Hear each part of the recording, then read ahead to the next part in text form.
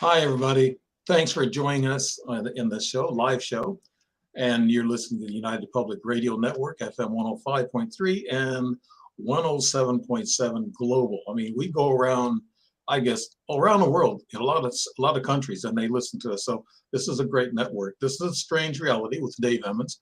My guest today is Mr. David White, and he's a fantastic guy. Had him on the show before. Michelle DeRocha, our producer tonight, she does a fine job. She's a great lady, and she's high up there in the podcast thing. And I was doing a show, and David was on my show on Facebook, and I put it out to other platforms. But I was asked if I was nervous doing large audiences, and I said, no, not too nervous. You know, I'm just trying to keep my hand. No, I'm not nervous. But no, it's we get a large audience on here, and I call it, when I was doing the show on Facebook, I call that cracking peanuts. You know, so yeah, I'm glad to be on the show, and Joe and Michelle and other people on this network, been great people and helping me out quite a bit because I need production help, especially when it comes to all this fancy technology and stuff. And David and I think David's a very sharp, intelligent guy. I don't think he even does producing. Do you, David? Producing? Yeah. No. No. Okay. All right. So we're both in the same area there. I'll tell you a little bit about David White. This show is going to be covering UFOs, ancient archaeology, Metaverse, and Knights Templar. I think we might get to that. It was the topics earlier, but now he sent me another some other topics he wants to talk about. But here's David White, and he's been on my show before, and I know it, and I know he's one hell of a writer too. I've seen some of his, I guess you could call it English literature, how he wrote it. I can't write like that. I got 3 books, and I wish you would buy those books also. I'm trying to hawk those books. But David, I've seen his sampling of writing in English literature, and I said, oh my God, I can't write with all that kind of color in the words and stuff, but he does. David White studied at Northwestern University and was lucky to study briefly with Dr. J. Allen Hynek, the noted Project Blue Book astronomer and UFO researcher.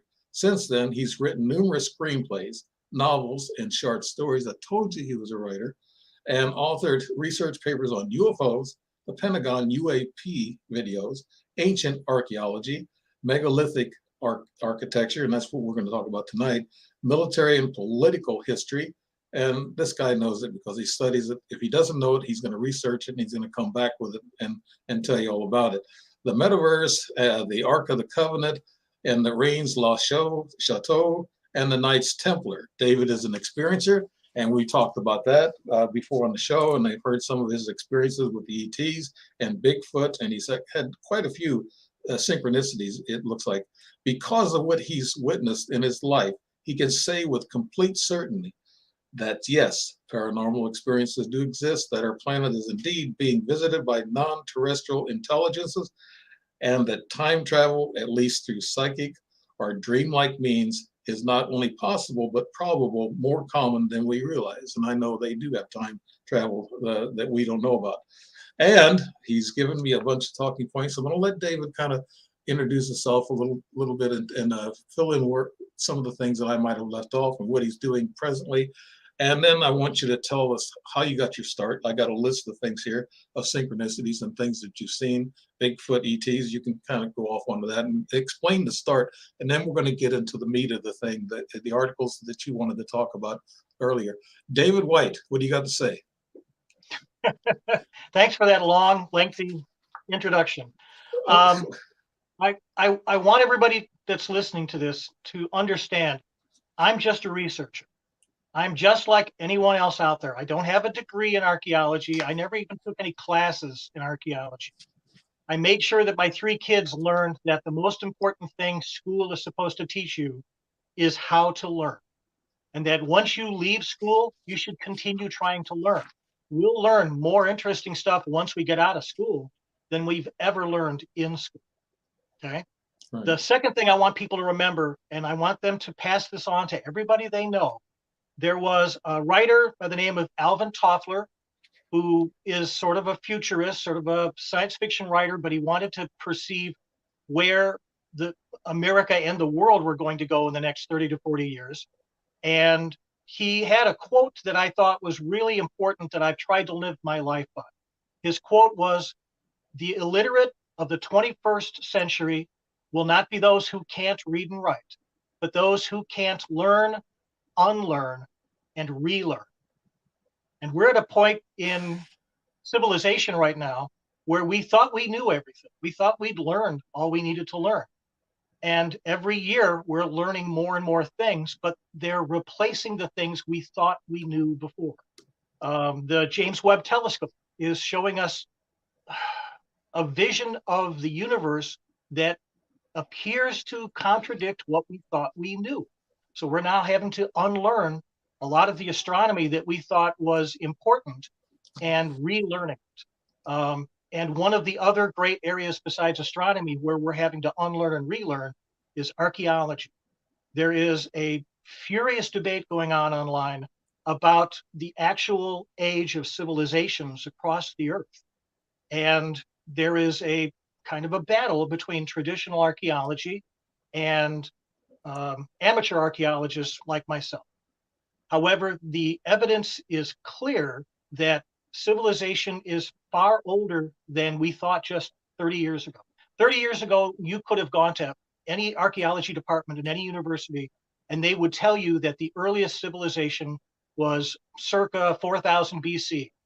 And it sort of appeared simultaneously in Mesoamerica, South America. We're now learning through LIDAR that there were vast civilizations across South America throughout the Amazon River basin that we're just now learning about. David, what you're saying, what you're saying is, summing it up, is what I say is history is not what we think it was, or what we know what it might be. They're telling us wrong, right?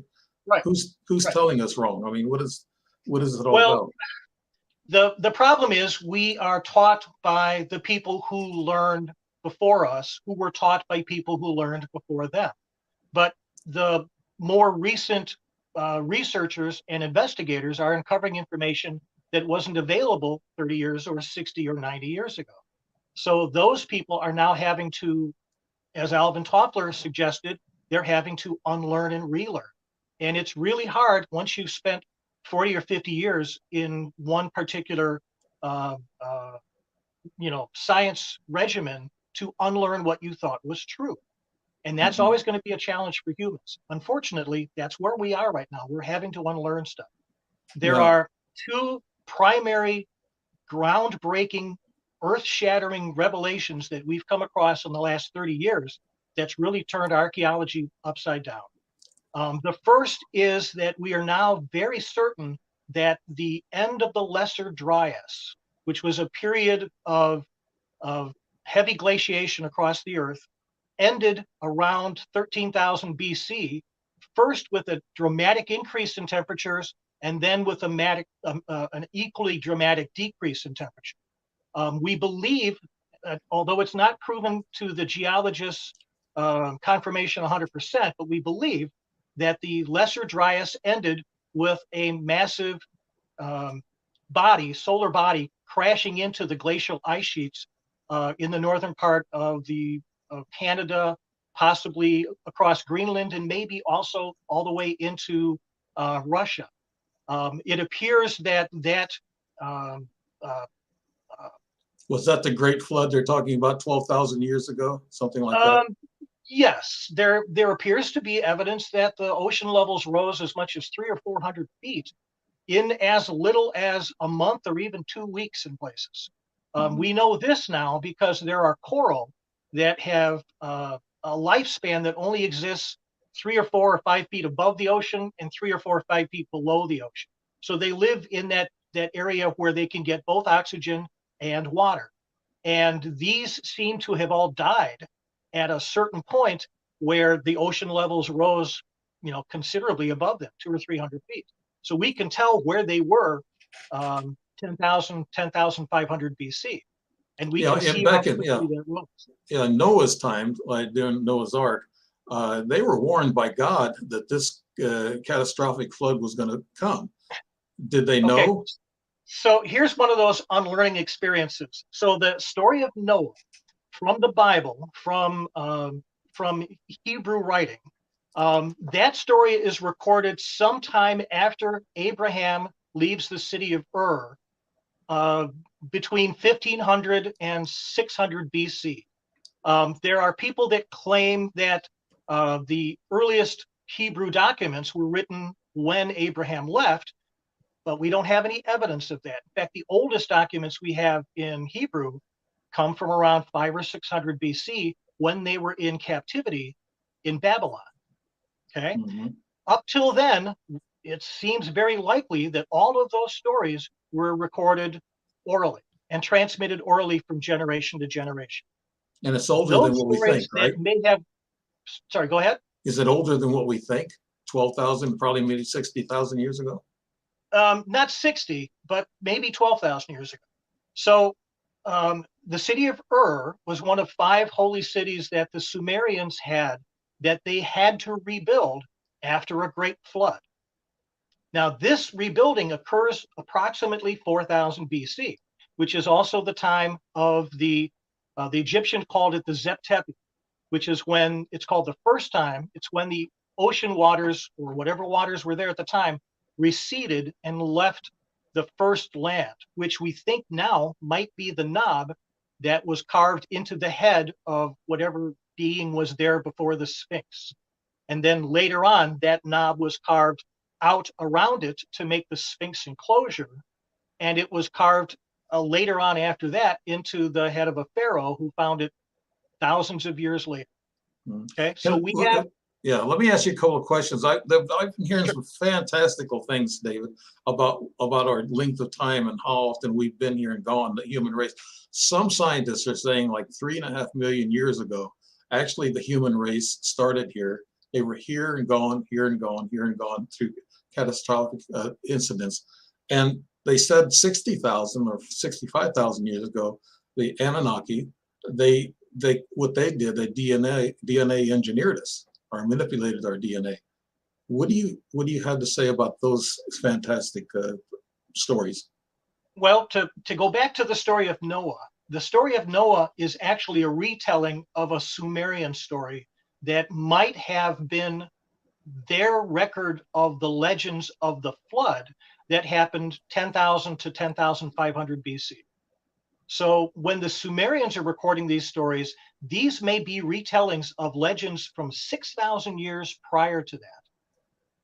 Okay, that's how old some of these stories are. Mm-hmm. And when you talk about the Nephilim and the Anunnaki, those also might be from that same 10,000 BC time period. And it's not until Abraham leaves Sumeria, leaves the city of Ur, and travels to the Holy Land and then into Egypt, that they finally get written down. But by then, 8,500 years has passed, and they've gotten some of the details a little jumbled. Mm-hmm. Okay, so it's quite possible that we are hearing now about the worldwide flood. We're beginning to find evidence that there may have indeed been a worldwide flood. I was saying that so the end of the Lesser Dryas is one of the great new discoveries we've made in the last 30 years. The other one that's really been groundbreaking in archaeology is the discovery of Göbekli Tepe in southeastern Turkey. That's interesting. A lot of people don't realize Göbekli Tepe is not an isolated site. There are 2 or 3 dozen other sites in that area Mm-hmm. that use different amounts of stone pillars. Some of them use the T-shaped pillars that you see at Göbekli Tepe. Many of them are just vertical pillars without the crosspiece.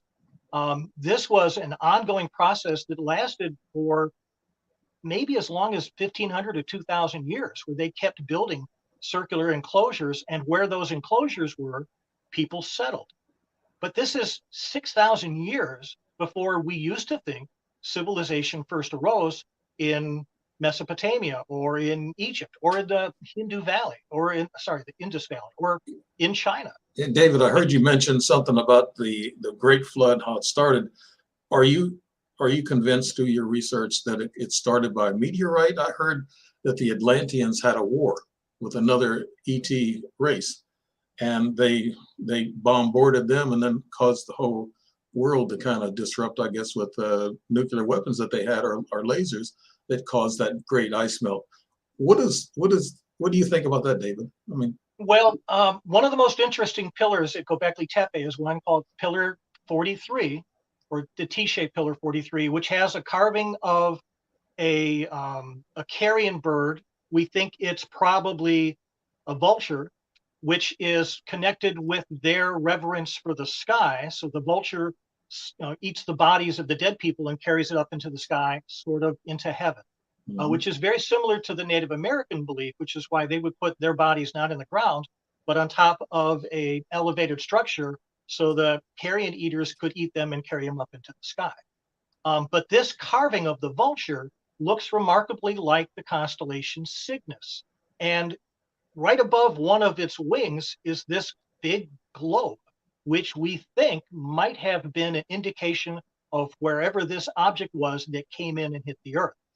It doesn't appear to be a meteorite, because meteorites almost always have a telltale signature of the kind of metal that the meteorite was made from. And we don't see any indication of that at this time period.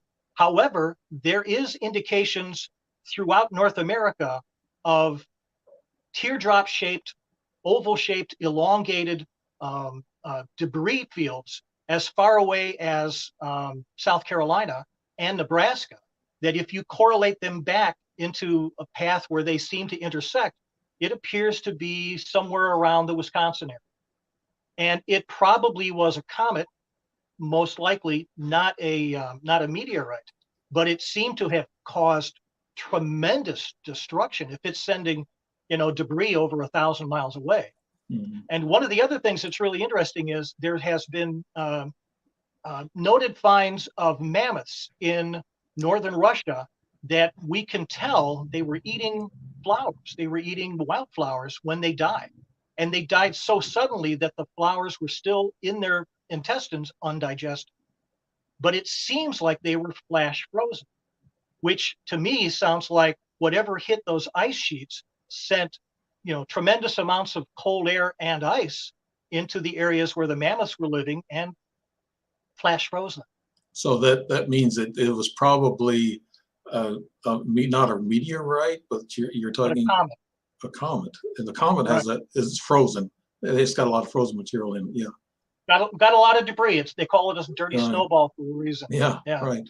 Now, that's you think that's what's caused.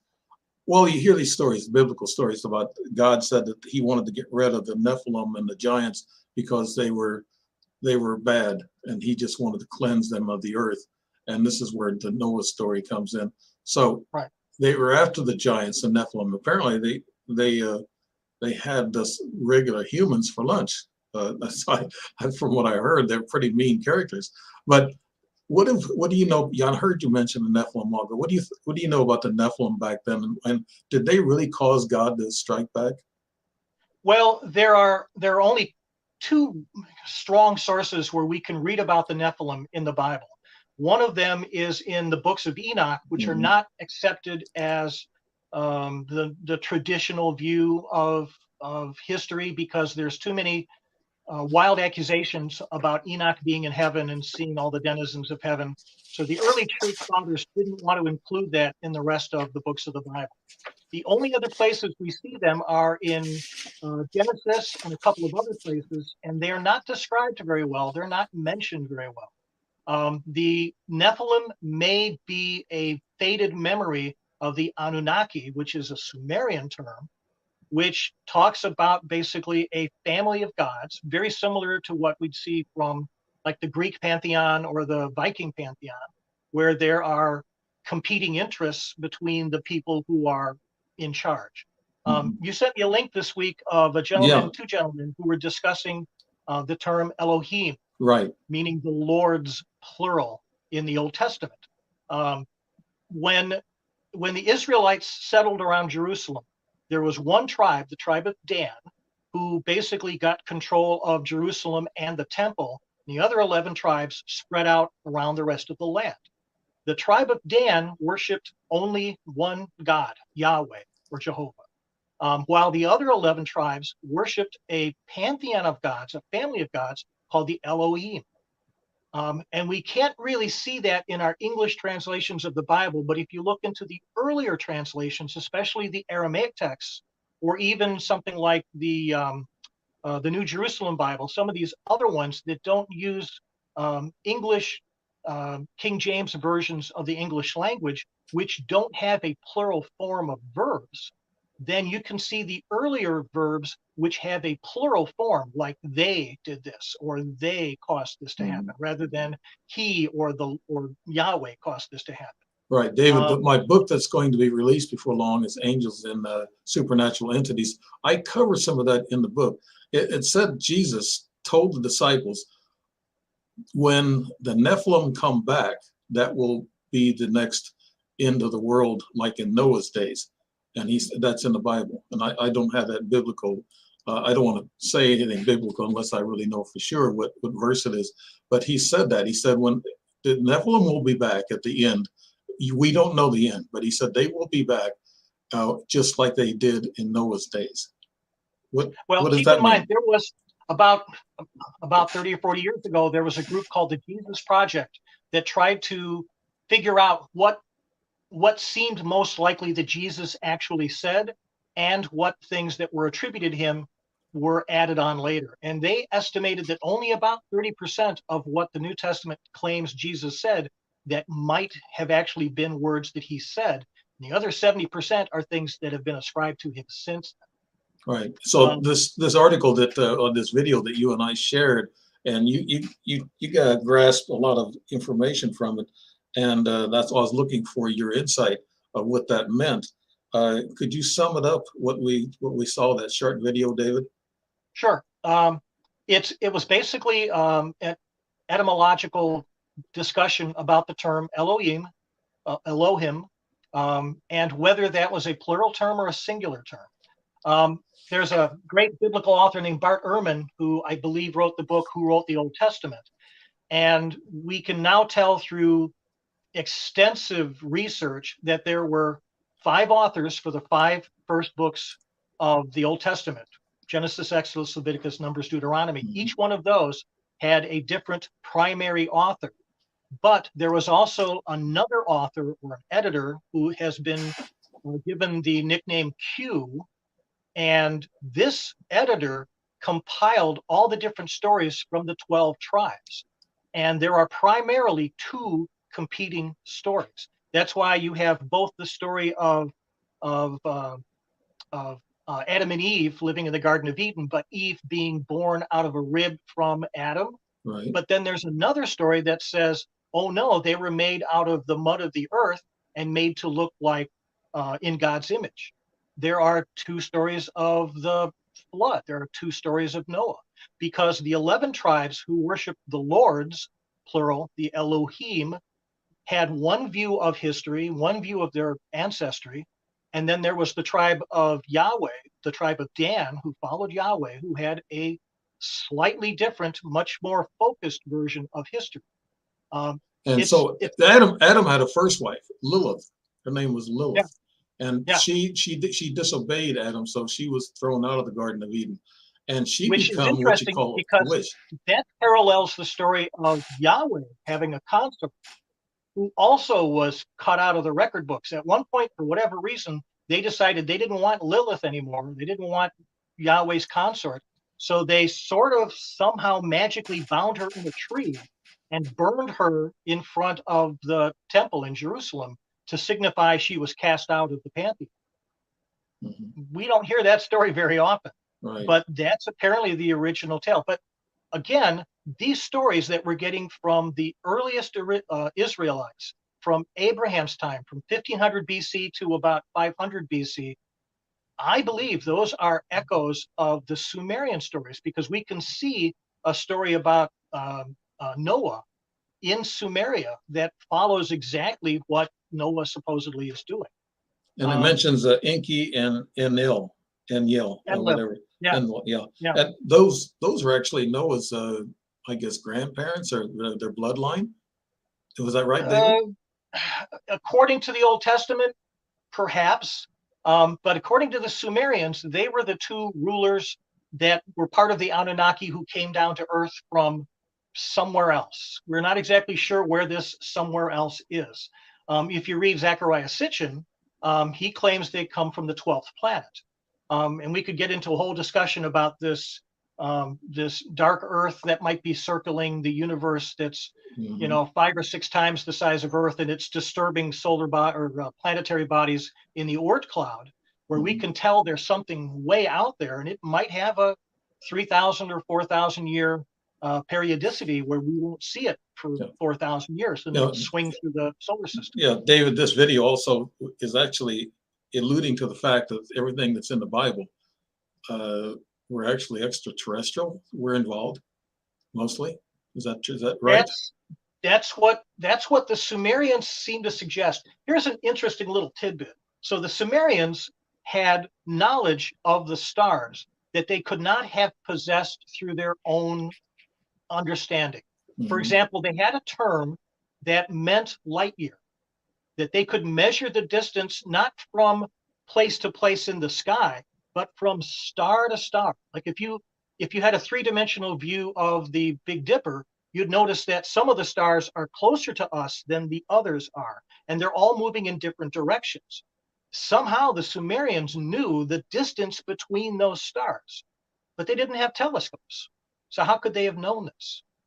Okay, right. That's problem number one. Problem number two is they had one of the most advanced measuring systems where they used the 360-degree system.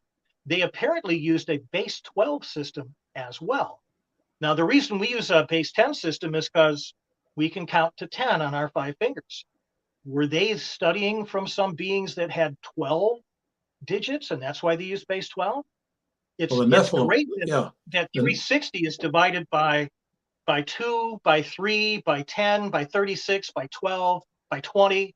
It's much more divisible than something that's base 10, which is really divisible only by 2, 5, and 10. Well, the Nephilim had 6 fingers and 6 toes, from what I understand. And this dark planet that you're talking about, is that Nibiru? That maybe that's Nibiru? Nibiru. That's what some people believe. We haven't seen it. We can't find it. The only reason we think it's there is because there is some disturbance in a few bodies in the Oort cloud, but they're so faint, it's really hard to tell what caused this. But there seems to be evidence in our own solar system that we have been invaded, let's say, by extrasolar bodies, which did things like flipped Venus backwards, put Neptune and Uranus in slightly different orbits than they would be, and sent Pluto in an almost, not quite, but very close to perpendicular orbit. So something very big came through our solar system. There's also the story in Sumerian legends of Tiamat, the dragon god of the sky, who attacked the other gods of our solar system. And that's why we have, for example, the moon was part of an extrasolar body that crashed into the Earth, and part of it flew away and reformed around the Earth as the moon. We now know that there is some undigested portion of whatever this planetoid was still inside the Earth's not solid mantle. And we can actually now measure the density of this material that's still inside the Earth that came from whatever the moon was. And the reason that we needed to go to the moon and bring back moon rocks was to prove that at least the covering of the moon is made of the same rock that the Earth was. So we know that that material was once part of the Earth. So it wasn't something that we captured that came from out of our solar system. It was part of Earth and reformed as the moon. What do you think about Admiral Byrd when he went up there in the 20s and he found an inner city? And they said that there's an inner Earth. We're skipping all over the world on this, aren't we? Yeah, no, you're talking about you said the matter that's inside the Earth. I was getting to that point. To what could it be, an inner Earth like Admiral Byrd was talking about? I guarantee you, if there was an inner Earth, either the Russians or the Chinese would have built a base there already. Yeah, no doubt. Sorry, I don't think there is. And the problem is, if you've got the kind of gravity and the kind of heat that's inside the crust of the Earth, you just can't have an opening. It just wouldn't work. Imagine trying to drill an opening in a volcano. It would just come up with more lava.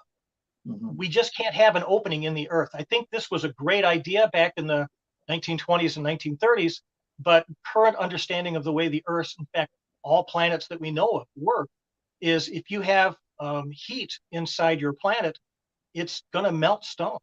The deepest diamond caves, I believe, that they have, diamond mines that they have in South Africa, go about 3 miles deep.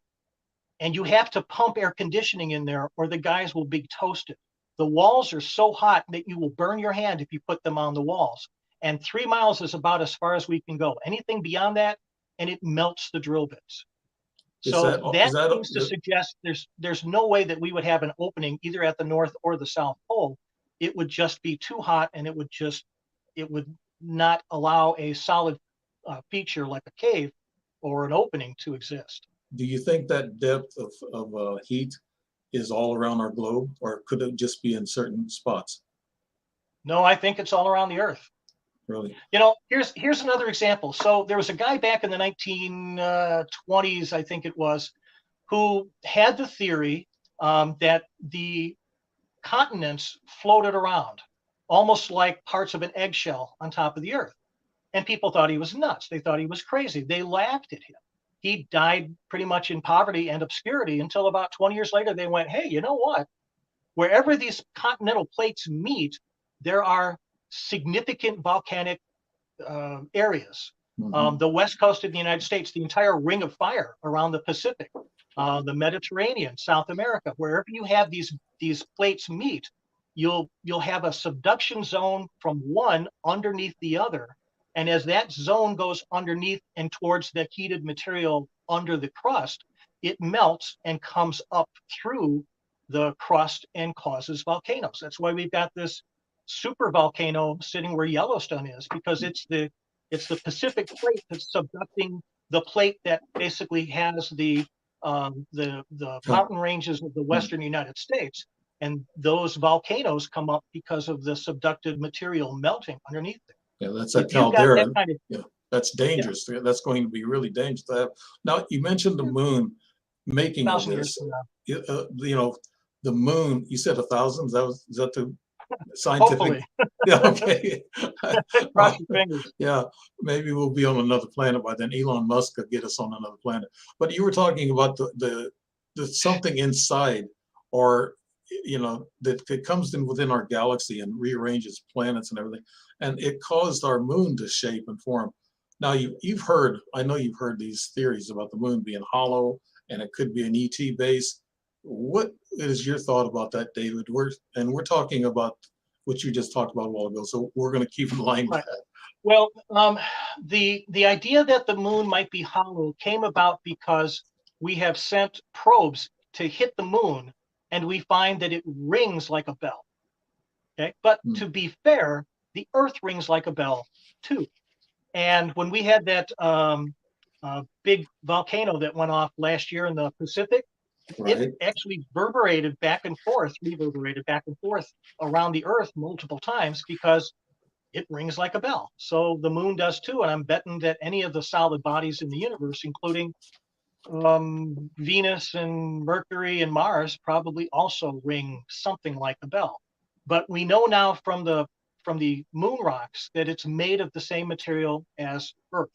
So if somebody brought that into our solar system, then they would have had to dig up trillions of tons of Earth rock and deposited it evenly around the moon to give it that effect. And I just don't think that's possible.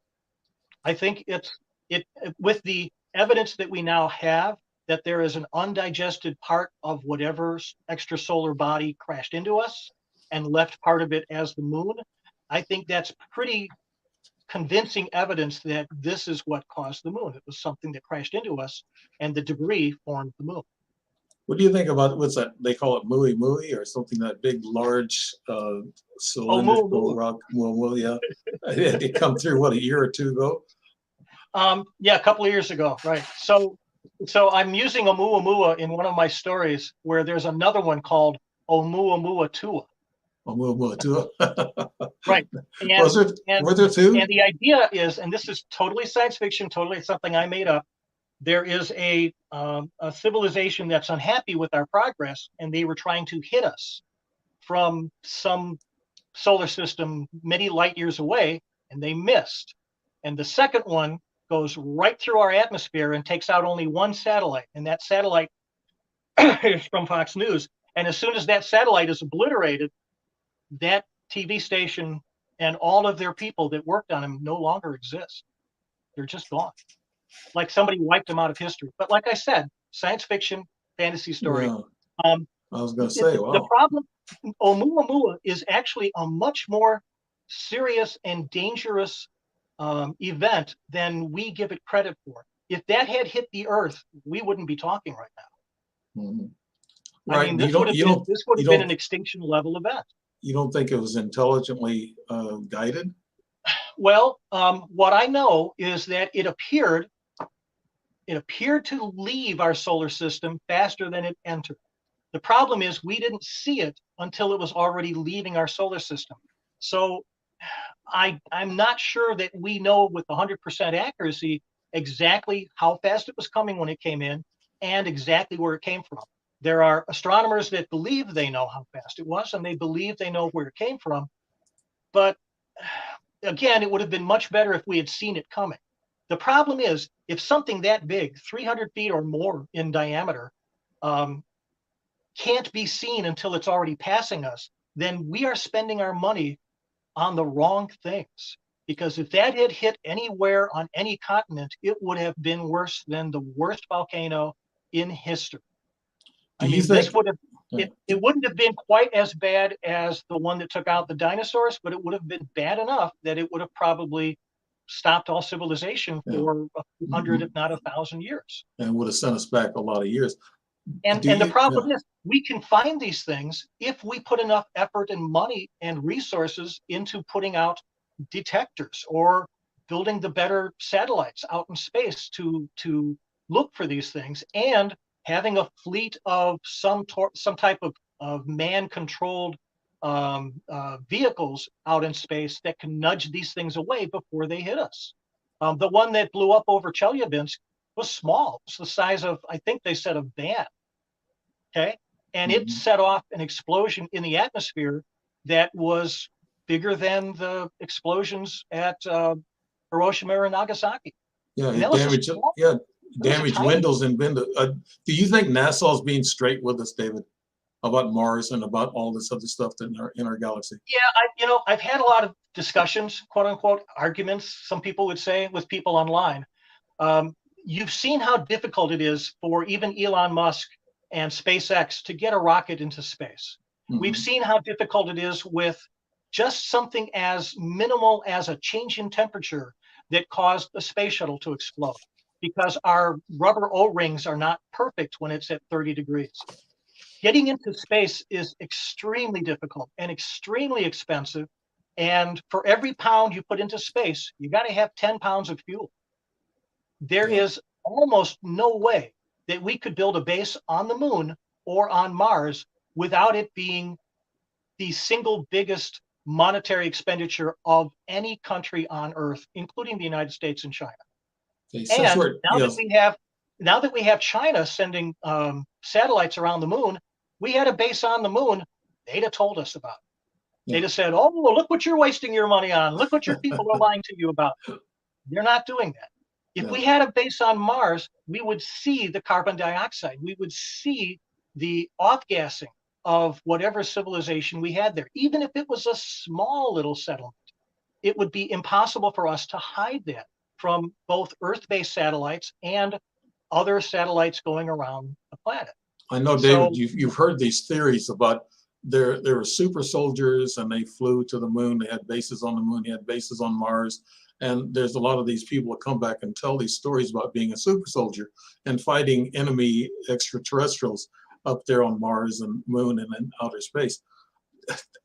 What do you think about those theories, David? See the smile on my face? I see the smile. That means ridiculous. Not good science fiction. Well, see, we have two problems in astronomy and UFOs today. One is too many people want to make a quick buck by telling the most outlandish stories because as the poster in X-Files behind Fox Mulder's desk says, the poster does not say, I want the truth. The poster does not say, I want to know. It says, I want to believe, which is a mistake. Okay. We have to know the truth. You can believe anything. There were some charlatans that were around, a few years ago, who tried to claim that one of them would go to Mars, would be teleported there, spend 20 years there working on God knows what, and then would not only be teleported back, but brought back in time by 20 years. So it looked like no time had passed at all. How convenient. Yeah. Like, now you mentioned time travel in some of your notes here. Do you think we have time travel now? Do you think it's a secret military thing, David? Well, okay. So if you're asking, can individual humans travel in time? Yes, we do all the time. The most perfect example of that is deja vu, where people can experience an event for a second time that they've already experienced. And the reason it's so bizarre is because you know what's going to happen because you've been there before. But I think the only way we can do that is right now through our dreams. I've visited the future a number of times in my dreams, and some of them have been terrifyingly accurate. I saw a moment where I almost died in my dream, and I wrote it down. I wrote it down in detail, and then I completely forgot about it. And 3 months later, it not only happened just like it was in the dream with some slight, literary differences, but I actually saw people in that situation that I had seen in my dream. And there's no way for me to have done that other than for me to go forward in time and be at that place and see that moment in time and then come back into my body. You're so saying you're we asking, can do it? Can we do time travel? Yeah, we do time travel all the time. Yeah, I've had those lucid dreams. Yeah. Right. Can we do that as a technological experience? I just don't think we're capable of that yet. Let me ask you another question there then. Do you trust that the military is telling us straight up what they have? I heard they're 50 years ahead of us. Okay. So you're old enough to remember the Balkan War during the Clinton administration. Do you remember how many US troops died in that war? Not exactly. I can't remember. Take a guess. 50, 100, 50, 200? I'd say 30, 40. Two. Two people died. You know who those two people were? They were in one of the very first Apache helicopters, which we used in that war, but they were not cleared yet. But the U.S. military-industrial complex, the Pentagon, all those people wanted to get those things into combat, rushed to get them into combat before they were safe. And two pilots wound up dying from one of the crashes, and then they grounded them. You know about the Osprey? Yeah, I heard about the Osprey. Yeah. 22.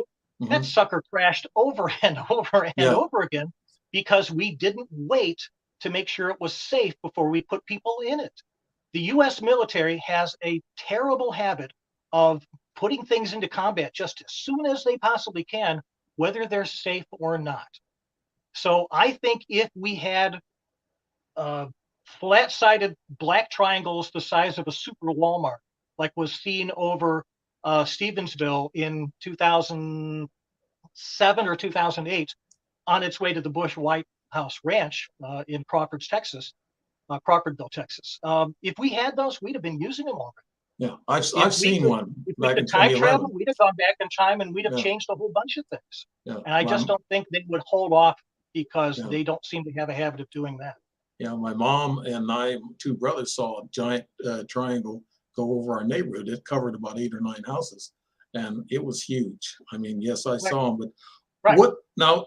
I didn't know anything about that war. I was guessing 30, 40. I didn't know. I thought maybe it was a secret that I didn't know about, in which they do hide from a lot of people. How many military are killed in experimental combat with other countries? We don't know that number, and so I was just taking a guess. But you said 2. I believe that.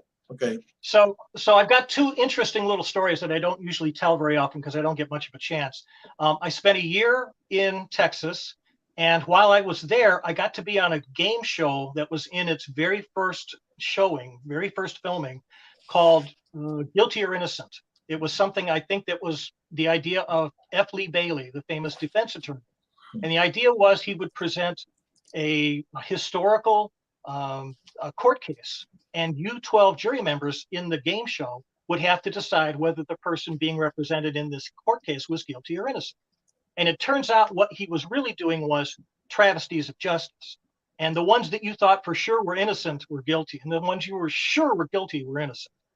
Okay. And it didn't go anywhere because once you figured that out, there was no secret to the game. Mm-hmm. There was a gentleman I met down there who was in the military at the time. He was on leave, so he got to be in the show.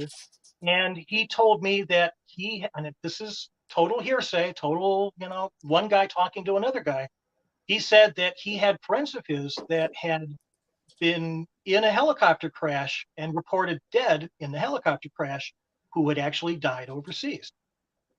But they brought the bodies back, loaded them into helicopters, crashed the helicopters, and said, oh, that's too bad.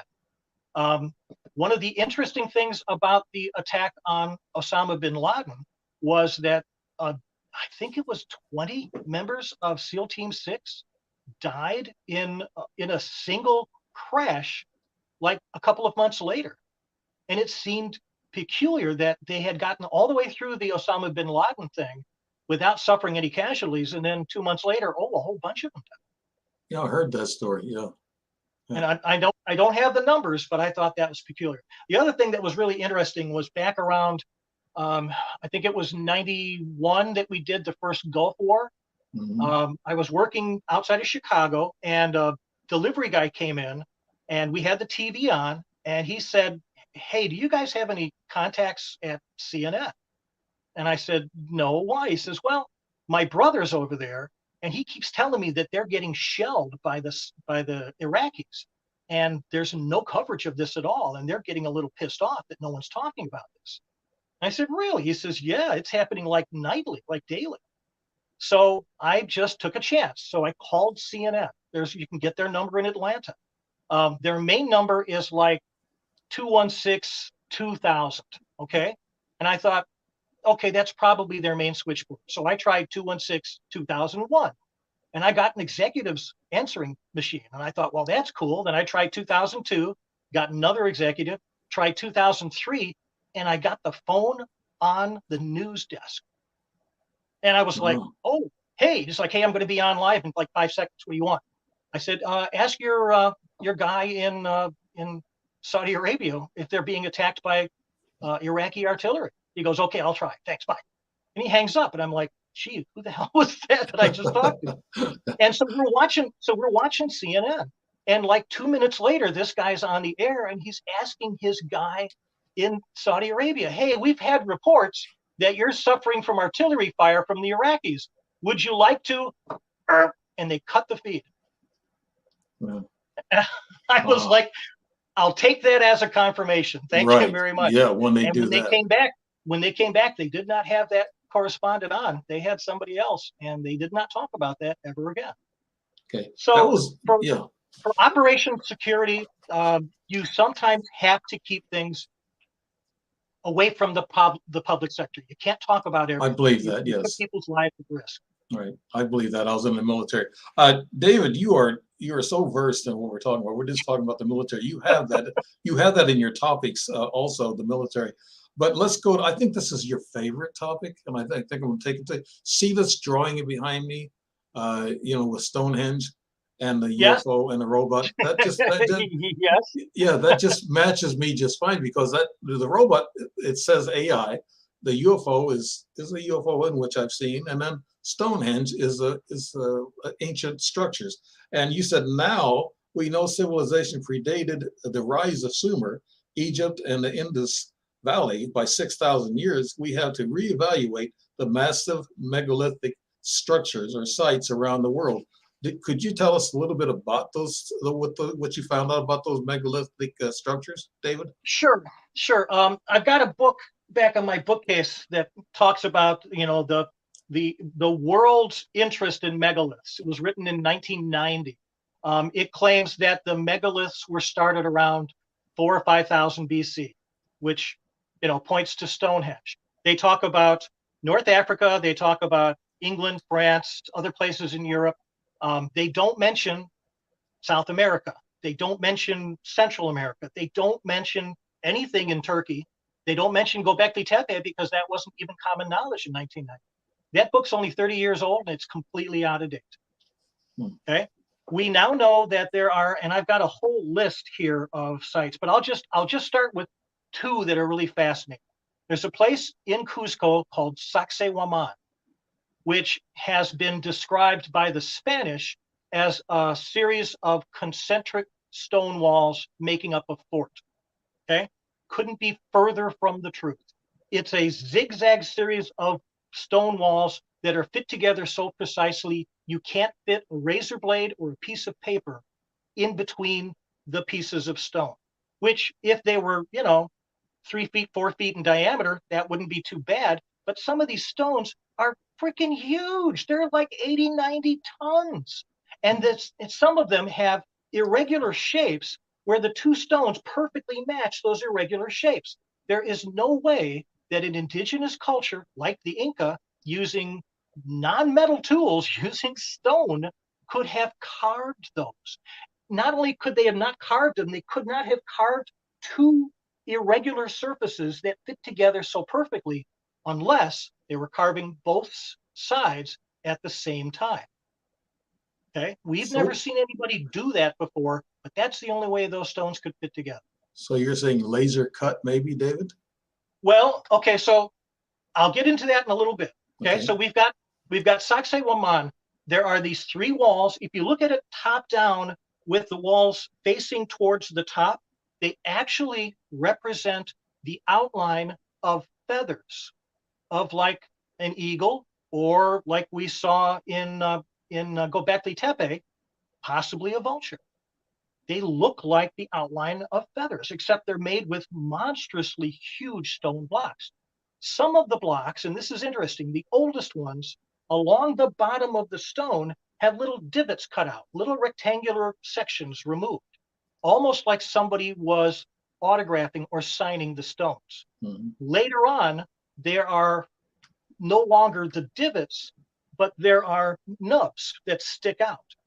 And the only reason there could be nubs, some people claim it was because they were using geopolymer or concrete, and these were where they extruded the stone. And I don't believe that's true. I think what those nubs represent is this is how much stone was removed to leave this finished surface. The reason the oldest stones have divots taken out is because they cut these stones off of some nearby hills miles away, and they wanted to keep the naturally eroded face that they found on the hills, because whoever these builders were, they really appreciated nature in all of its, ancient glory. So they maintained those, but they couldn't put a nub on that. So instead, they used whatever device they were using and cut a little hole out to leave an image of what the device was that they were using.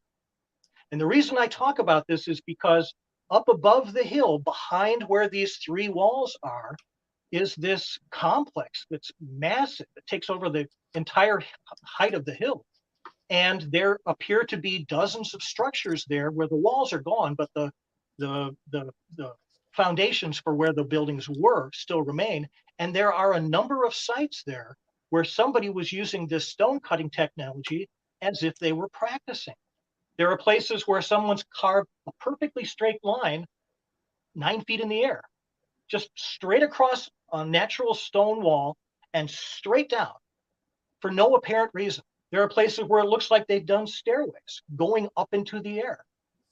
There are big stone boulders about the size of this room where they've done this in intricate little detail with little stone stairs and little stone seats like benches or thrones, to a point where it looks like it's a kid's playground.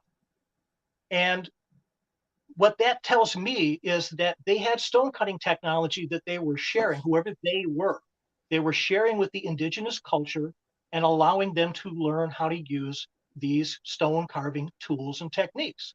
Hence the practicing you were talking about. And you said they were up high, lines were up high. Could these be giant? Could they be giants? They could be. The other problem with this is, so let's say that they had stone cutting technology. Great. How did they move 80 and 90 and 100-ton stone blocks from miles away to put on this hill? Well, whatever it was easy enough that they did it over and over and over again. When you look at the stones from Stonehenge, we can see now that they may have used rollers, and they may have floated them partway up, to where they needed to be, because there's like a stone walkway from Stonehenge going to the north and to the east, where there's another henge area not far from the coast. So it's possible that they brought them over this way. But these stones at Sacsayhuaman and in other places in South and Central America, their quarries are downhill and up the other side of another hill, where you just can't do these things on rollers. It's just not possible. And this was done, Tambo, yeah. which is not far away, has the same problem, where they're up on a cliff, and the cliff face just doesn't give you enough room to have 400 guys moving around these 30-ton blocks of stone. So they had some other technology to move these stones that was just as advanced as whatever the stone cutting technology was. Right, and this happened all over the world in a lot of different megalithic structures you're talking. We're going to take a station ID break. You're listening to United Public Radio Network, FM 105.3 and 107.7 global from beautiful New Orleans. And you're with The Strange Reality with Dave Emmons, and producer is Michelle DeRocher, and she's with us tonight behind the scenes helping us out. And my guest is David White, and he is he's got so much. I guess he's studied so much and researched so much, and we're going from topic to topic. But I actually wanted to show you how much he does know, because he's a sharp guy. I've had him on before. I just love his research. David, tell us a little bit more about this megalithic structure stuff that you're on. Okay, so there's two things that appear to be interesting enigmas worldwide. One of them are the nubs, these little, they call them sacred chins, that appear on stones somewhere after the first big megalithic stones are in place. Sacsayhuaman is an interesting site because you can see both the rectangular divots that are cut out of the earliest stones, where they were maintaining the natural face of the stone, and the later stones where they were smoothing the faces perfectly, but they left nubs. Those nubs are showing how much stone was removed to get that perfect face. The problem is these nubs are 4 or 5 inches deep or protruding from the stone. That means they were able to take away 4 inches of stone across a giant block. There's a place in China called the Yangsan Quarry, where there is a massive outcropping of stone with these giant, like 2 feet by 2 feet by 1 foot nubs on this outcropping of stone. This is not poured concrete. This is not geopolymer. This is natural stone. And somebody took a foot of stone off for 100 feet in diameter and then cut into the stone directly through to the other side like they were cutting through butter. This is not done by people pounding on stones with other stones. This is not people using, bronze or copper tools, because at that time, nobody in those areas, including South America, had copper or bronze tools. So they were doing something else, okay? You also have sites like Baalbek in Lebanon, where there are 3 stones called the trilithons or the trilithons, which each appear to be 1,000 tons. Okay, that's 5 diesel locomotives in size. There is no way a bunch of humans can move those and then put them up in the air. They're not laying on the ground. There's actually curbstones underneath them, angled curbstones, as if they're showing off how easy it is for them to carve stone. And they put these 3 on top of this. Current archaeologists try to claim that this is Roman because there are Roman works on the top. But the problem is the Romans never moved 1,000-ton blocks of stone like that. There are some pillars that they moved from Egypt that were already carved that are close to 1,000 tons, but nothing like this. And there's 2 other ones in the quarry that have not been removed yet that are even bigger than those 3. Yeah, we're seeing history being hidden. I watch these documentaries, and a lot of these archaeologists and scientists who've been working on this stuff for years, they do not say anything about ETs, extraterrestrials being involved, or another race being involved that's highly intelligent. They don't allude to that. If you go to Egypt, Sawi Hawass, who's the director of Egyptology there, if you go there and if you do a documentary and if you mention ETs, he throws you out of the country. You're gone. He will not accept the fact that the ETs were involved, David. Okay. To be fair, we don't have any proof, any hard physical proof that ETs were involved. We do have proof that somebody used an advanced technology to move and shape these stones. If you look at Sacsayhuaman, this is one of the best examples. If you look at the wall, you can tell that they put a stone in one place and then they put a stone next to it. And they carved both of those sides at the same time. Then they put a stone next to that. And sometimes they'll put a stone down from the top that has an angle like that on one side and an angle like that on the other, which means they were able to cut two sides and the bottom at the same time so that they would perfectly fit. Okay. And you can see where some of them curve down like this, and then they put another stone on the top and they curved a cut into the stone underneath it, and the stone underneath goes like this, and then it drops down and goes like this. So they were cutting into the stone below it or beside it while they were putting another stone in place. That's never been done, as far as we know, in any civilization since the Egyptians and the Chinese and the Romans and the Greeks and anybody who was building anything. However, it makes sense, David. It does, because if civilization has been here for thousands and thousands of years, they might have obtained some technology or intelligence to do this. I could see where there could be a battle against ancient civilization being intelligent and also ETs, David. I get your point on that. Yes. So we'll get into that. So there is a legend from South America, from the area around what's it called? Tiwanaku. Tiwanaku is a city that used to be a port on Lake Titicaca. And next to it, about a mile away, is this other place called Pumapunku. Pumapunku is the site that looks like it was hit by a tsunami. It's covered in feet of mud and clay, but it also has these massive sandstone blocks that are 30 or 40 feet long that somebody just placed and then put all these other almost cookie cutter like stone blocks on top, which appear to be doorways. It appears that they were creating a series of doorways. We know from around the world that there is a habit of these ancient megalithic builders to build sort of doorways that aren't doorways that don't go anywhere. There's a beautiful one outside of Cuzco that's carved in the side of a sandstone cliff where it's 60 feet flat on both sides, well, all the way across 60 feet, and then another 60 feet up in the air. And in the middle, there's a T-shaped doorway with a little hole, with a little recess in the middle. It's about a 6 foot tall recess into this stone wall. And according to the local legends, the priests used to go up there and put a crystal into that hole, and they would go somewhere. We don't know where they would go, but they would go somewhere. Yeah, ancient aliens said they were portals. Right. I guess, so, David. Yeah. So Lake Titicaca had another legend that I think gives us a clue to what these people were. Their legend was that they were all made and all connected to the god of the sun god.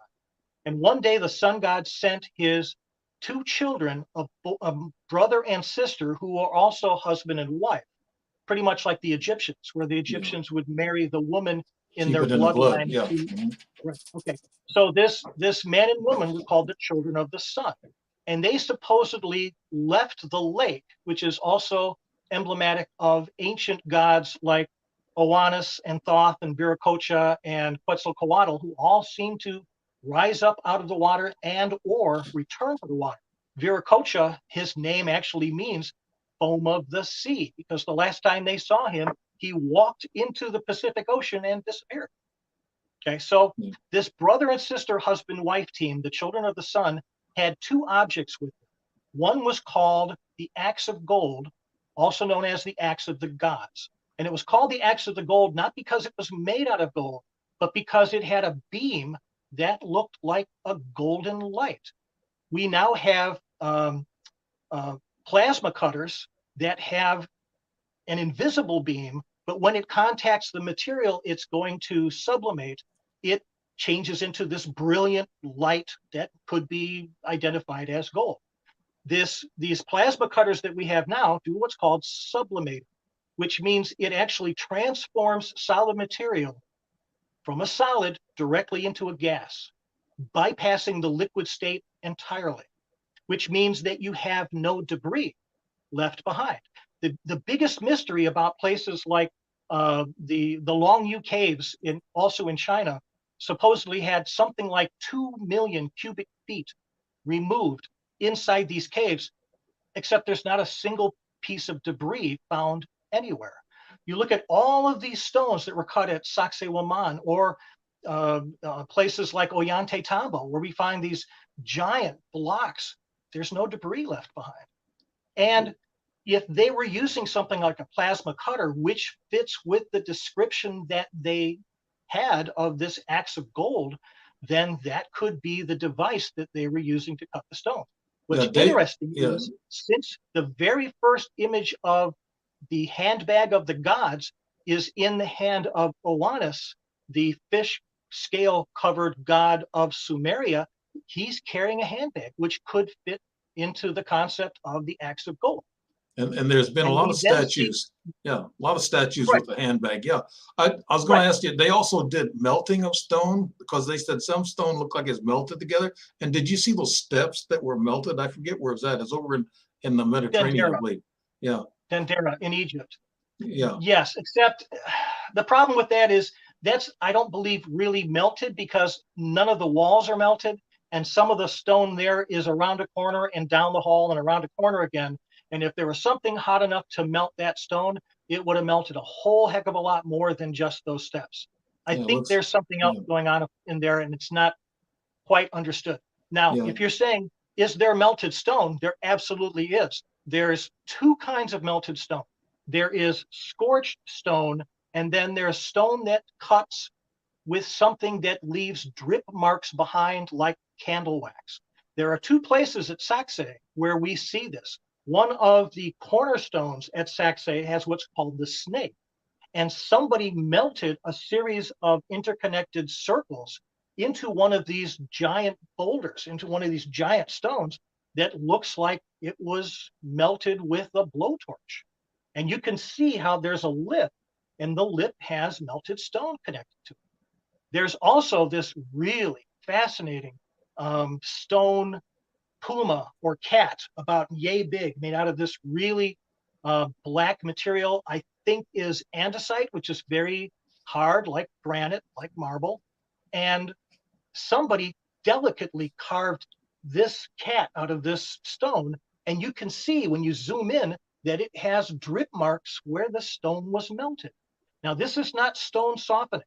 This is stone melting. This is high temperature. And there are other places, but not as interesting as those two at Sacsayhuaman, where we've seen what appears to be melted stone. The problem is, most theories these days suggest this was done by solar flares, which would be possible, except solar flares, to compare them to Obi-Wan Kenobi's comments in Star Wars, are never that precise. Okay? Mm-hmm. It's impossible for a solar flare to affect one stone in a wall and not affect any of the stones nearby. That's something intelligently controlled. Directly. Now, there is an interesting story. Graham Hancock in Fingerprints of the Gods, about page 47 or 48 or so, he's talking about Viracocha and the legends of Viracocha when he arrived in that region in South America. He apparently had others with him in some flying craft. And at one point, the locals were upset because they thought he was bad juju, he was a black magician or whatever. So they were going to stone him to death. And Viracocha apparently fell on his knees, raised his hands, and begged for holy fire from the sky. And when the fire rained down, it freaked the locals out, and they said, okay, we're just kidding. Let's be friends. Don't kill us. Oh, And at that point, that legend fits up with another really interesting site called Tanis in Egypt. Tanis is a completely destroyed city. All of its biggest blocks are scattered like toys. And one of the largest statues has these remarkable scorch marks that appear to be coming down from the sky. But again, they're very localized. They only hit one part of the statue. They have to be 2,000 or 3,000 degrees because they literally melted the stone, they scorched the stone. But there's no indication that it affected that stone or that stone. There's another one that's a rectangular stone where it comes sideways. So that's not a solar flare. That's somebody messing around with technology. Now, this gets into a very interesting theory that not too many people have considered. We have to go back a little ways. So a number of these ancient sites appear to have been abandoned, almost like somebody stopped for lunch and never came back. Ollantaytambo, which is also in South America, built up on the side of this hill, has 6 or 7 really beautifully placed large 30, 40-ton blocks with little intricate vertical ones between them, which we think are designed to absorb seismic activity so that they can shift and they don't crack, which is brilliant. But there are a dozen other stones all laying around, and another one down the hill in the middle of this valley between where the side of the cliff is and all the way up on the other side equally as high where the quarry is, where they got these stones, miles away. right. And it looks like they brought one of these stones and then just stopped and left it there. The locals call it the lazy stone because it was too lazy to get up the hill. But it looks like somebody just stopped. Now, other researchers have claimed that this site looks like it was exploded, except there's no scorch marks, there's no burn marks, there's no broken stones. Some of these stones are beautifully carved. Some of them have these really interesting rectangular nubs that go for like 10 feet and that are 3 feet high and go in about 4 or 5 inches. So somebody left a really beautiful extruded rectangular nub. We're still talking about Egypt, right?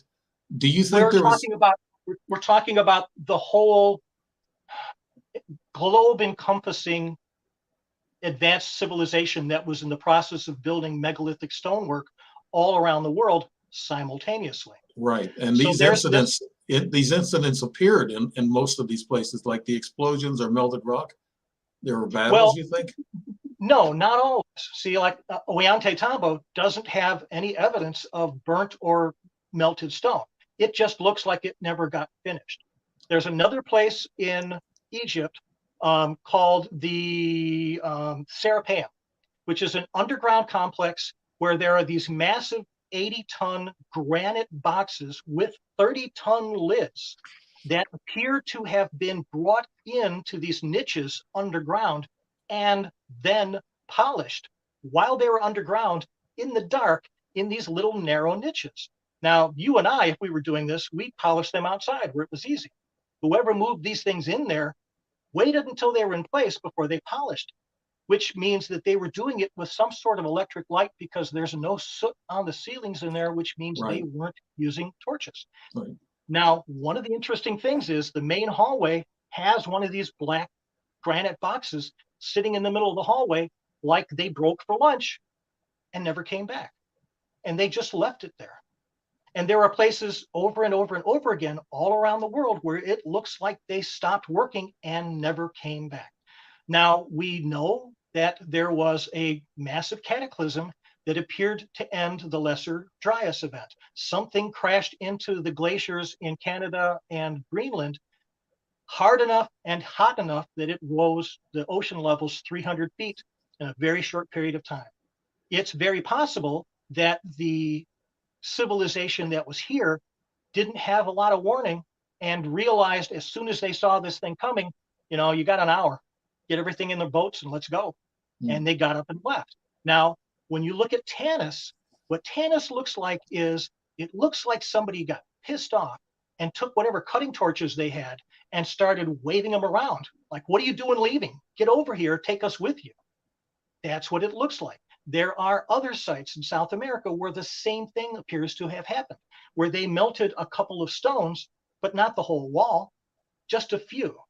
There are scorch marks in other places in Peru where it's the bottom of a wall, but not the top or the sides. It looks like they were angry, and it matches up with the Viracocha story, where the locals were mad at Viracocha and then fire came out of the sky. So if you look at, for example, the story of Noah, which is written down by the Israelites in their Hebrew language, somewhere between 1500 and 500 BC, that may be a story of something that happened in 10,000 BC, that 8,500 to 9,000 years prior.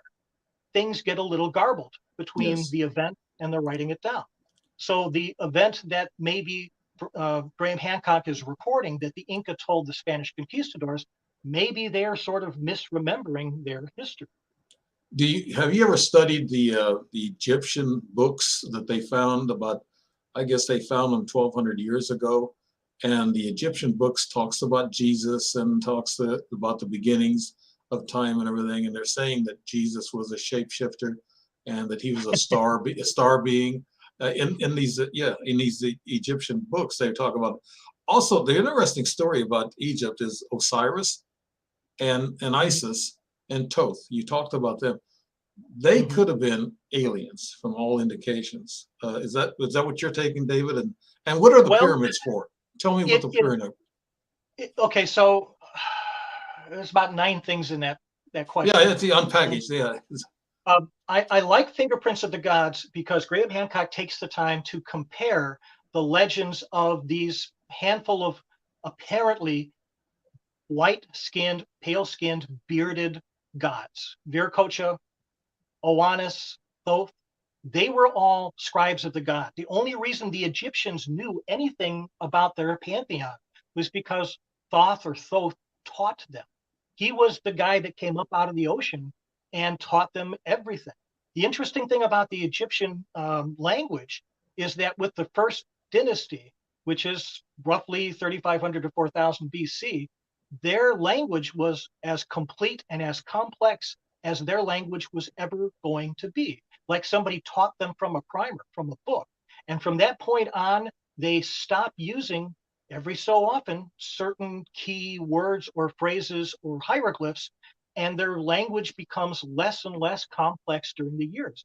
That's not the way most languages work. Most languages have a proto-language, and then they get more and more complex as you need more terms to describe things. The Egyptian language is exactly the opposite. And as far as I know, it's the only one that's like that, because it fits in with what we know now about Thoth, who came there and taught them everything they needed to know. Okay, so I was going into this idea that if there was an ancient civilization who had advanced technology to cut stones in a way that we can't do today, who also had the technology to move these stones in a way that we can't move today. It's not just a matter of moving an 80-ton block of stone over 10 miles from a quarry down a valley and up the other side. It's putting them close together and holding them there while you cut both sides to perfectly match and then put them in place. That's not done by a bunch of guys putting their shoulders against these stones and moving them out of the way and then cutting a little bit and then laying them back. It's done with a whole different level of technology. So at some point, there is this awareness that this civilization is going to end because there's something coming from the sky. It could be that little globe that's balanced on top of the vulture, the Cygnus image on Pillar 43 at Göbekli Tepe, where it looks this big in the sky. That's how big the sucker was as it was coming in. And they recorded it on there so that people wouldn't forget. This is why we're here. This is what happens. They're all gone. We're left. Yeah, the series of questions I asked you a while ago, the last one was about the pyramids. What do you think? There's pyramids all over the world. What do you think they were built? What were they built for? I mean, what's their purpose? So when did Yahweh arrive to visit the Israelites? Do you remember this in the Old Testament? So Moses had met Yahweh, and he had had some conversations. Then he goes back to Egypt and he asks Pharaoh to be Pharaoh. And Pharaoh says, no, that job's taken. Get out of here. So Moses goes back, talks to Yahweh again. And Yahweh says, just bring the guys they don't want. So supposedly he goes back a second time and says, I just want the Israelites. And Pharaoh's like, sure, okay, fine, take them out of here. At that point, they go into Sinai, the desert, and supposedly they wander for 40 years. The problem is you can't wander in the Sinai for 40 years. It's about the size of Illinois, or not even quite that big, Indiana perhaps. But at one point they find this mountain, and Yahweh says, I'm going to come and talk to you directly. Make sure you are clean. Make sure you have been covered in incense, which means that they're trying to get rid of whatever pests and bugs and germs and diseases Moses might be carrying, so that he doesn't infect whoever God is, which means God ain't a God, he's mortal. And he meets him on top of Mount Sinai, on top of a mountaintop. And when Yahweh arrives, he arrives with smoke and thunder and shakes the ground to the point where the Israelites are terrified. Now, the interesting thing is, back where Abraham and his people came from, they came from they came from Sumeria, where they built ziggurats. Ziggurats were these flat-topped pyramids that were designed to be the place where the priest, and only the priest, could go up to the top and talk to the gods.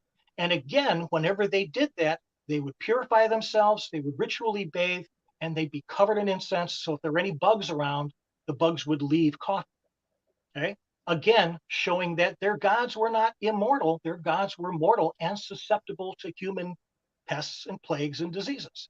That's a great story there, David. I've never heard that angle about being cleansed and everything. Yeah, that's pretty neat. So, I just learned that. Thank you, David. So there's a place in the Southwestern Pacific, Gunung Padang, that appears to be a man-made terraced extinct volcano that is made with hundreds, if not thousands, of these volcanic blocks that each of them weigh up to 80 tons. And they were terracing this hillside like we would use Legos, or Lincoln Logs would be a better example. Except the only place you can get these stones is from an island 20 or 30 miles away, and there's no way that the indigenous civilization with their reed boats could put an 80-ton block of stone into a reed boat and then carry it up a hill. But again, that's those black rocks that they're all piled up, look like dominoes or whatever. Okay. Yes. So we have around the world these sites where there appear to be plateaus, platforms, truncated pyramids, where the gods would come and meet a select cleansed individual, and that individual would then go talk to everybody else. The other interesting thing that we're now learning about the three pyramids at Giza, most of the outer casing stones are gone. The ones that were on the Great Pyramid was this beautiful white Tura limestone that they say was polished to an optician's, fineness. It was, they assume, they theorized that it was polished so well that this was possibly the first stone in history, the first building in history that didn't cast a shadow, that actually reflected light up into the sky. And it was made so perfectly that it's not actually four-sided, it's eight-sided, because each of the sides is concave. So it actually focused the light up into the sky, which is, brilliant. No one else has ever done that. No other Egyptian pyramid has ever been built like that. But the other interesting thing is the second and the third pyramid also had lower casing stones on the outside of red granite. Not the Great Pyramid, the two Western ones. And people are like, well, why would they do that? Well, because they're built into the side of this plateau. The plateau to the west is actually excavated down to make it flat. And it appears that there was a time in the Giza Plateau area where it was heavily inundated with rain. That's one of the great, amazing new investigations that we're trying to still confirm, that suggests that the erosion in the Sphinx enclosure is not from sand and it's not from floods, it's from rain. The problem is the last time we had that kind of rain in Egypt was probably around 8000 BC, which is only about 6,000 years prior to when people think that the pyramids and the Sphinx were built. So that doesn't jive. And No, it doesn't. Zahi Hawass would be very upset by trying to suggest, which he was very upset that people suggested this was rain. That means the Sphinx is far older than the Egyptians. The other thing that's interesting is the Sphinx enclosure, the mound itself is made out of bedrock, out of limestone. And somebody cut these stones and placed them between the Sphinx and the Nile and made what's called the Sphinx Temple. There's another one right next to it called, I think, the Valley Temple. And they're made out of these massive blocks that are way much bigger than they needed to be. Some of these are 200 tons, but none of them have any carvings on them because whoever built these originally didn't need to carve. They didn't need to mar the surface with engravings. Same thing. Let me pose this question to you, David. Sure. I heard that there's a bottom room underneath the Sphinx, and Jesus actually went there and talked to some high priests. They met there at the bottom entrance. There's a room there at the bottom of the Sphinx. Do you know of any modern technology that has actually said there's a room there that they're looking at? Well, the last time I talked to Jesus, he says, "Don't believe everything you hear." Well, there's Edgar Casey believed that there was a library in that area, and I want to say he thought it was under the Sphinx. Yes. The problem is that limestone, karst limestone, is very susceptible to erosion and leaks like a sieve. And the last place you want to put a library is on a plateau where you've got rainwater coming from the west and enough rainwater that it's eroding the sides of the Sphinx enclosure. You don't want to put a library under. But a library is up above in the Great Pyramid. Okay, that's what those rooms were, I guess. And they've been emptied since, right, David? We know that there are other rooms inside the Great Pyramid, and we know that there are ones that we don't think have been entered yet, but you can't trust Zahi. He may have opened them up already. Yeah. We do know that there are cavities in the bedrock below the Sphinx. Oh, there's also, so there's a thing called the Osiris shaft, which hadn't been open to the public until just a few years ago. So the Osiris shaft is this massive, I think it's 30-foot square cut straight down into the ground. It goes about 100 feet straight down. The only way in is through a very rickety ladder. You get down to a level where there is a box just like the granite boxes at the Serapeum, except this box looks like it blew up from the inside and has this black goo in it. I'll get to that in a second. Okay. So if you wander around in here, there's some other hallways and things, but then there's another cut that goes straight down again, and then there's a second level. And then if you go down below that, there's a third level that at this point is about 200 feet below ground. And down there is a sarcophagus that I'm not sure has ever been opened. The last picture I saw, it was fully flooded, and there was a guy standing on the lid, and there was water up to his knees or something. Mm-hmm. It's possible that they have opened this up. It's possible that they claimed they've opened it up and haven't. The interesting thing about this is, so this is supposed to be the Osiris shaft, and some people think that this box is Osiris's sarcophagus. We don't know. How did they move a box that big and heavy down a shaft and down a shaft and down a shaft? And Osiris was very interesting from what I studied. He could have been, he was his brother who fought him over the kingship. He wanted to be the king, so he killed him. Yes. And then tore him apart, and then I had to go and find the parts and put them back together. Yeah, and which tells me, could he be a robot, AI? Scary thought. It's not clear. So here's one thing that's really interesting about all this. By the way, for anybody who doesn't believe in time travel, I can't believe an hour and a half has already passed. Yeah, it's fast, buddy. There's an excellent book by, I think it's Andrew Collins called The Gods of Eden. And he talks about the Egyptian legends as taught to them by Thoth, where they discuss Zeptepi, which is the first time, meaning the first time that the land had the waters recede and show them dry land. At that point, the land was ruled by these bird-headed gods, which bears some remarkable resemblance to the birds carved on the T-shaped pillars at Göbekli Tepe and elsewhere. And after some thousands of years, these bird-headed gods left and gave control over at least this part of Egypt to a group whose Egyptian name means the crew. And this term in Egyptian is basically the guys who row the boats for the pharaoh, uses that same term, the crew. And after some thousand years, those guys decide they're bored also, and they leave it to the children of the crew. And that's the gods we know of as the Egyptian pantheon: Osiris, Isis, Set, Thoth, and all the others. They're the third generation. They're not even the first generation of gods. So if they're gods, who the heck were the other ones?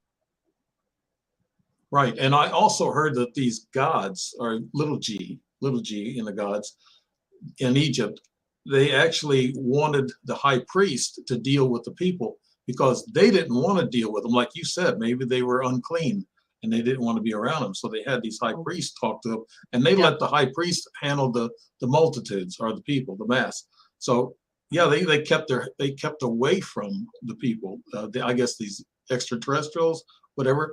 And it's fascinating what you're talking about, that these societies have probably learned or been taught by the ETs, and they become intelligent and was able to do the work that you're talking about, the stonework and everything. And the pyramids, there's also rumor that it was a power plant and it transmitted power or communications around the world. What do you know about that, David?